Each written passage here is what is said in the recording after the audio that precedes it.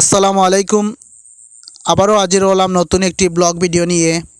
আজকে আমি যে জায়গাটিতে দাঁড়িয়ে আছি, মৌলভীবাজারে খুব সুন্দর একটি পর্যটন নগরী কমলগঞ্জ লাউয়াছড়া জাতীয় উদ্যানে। আমার সামনে দেখতে পাচ্ছেন আপনারা, চতুর্দিকে অনেক সারিবদ্ধ হয়ে সেই পর্যটক নগরীতে লোক জনসংখ্যার ভিড় হয়েছে।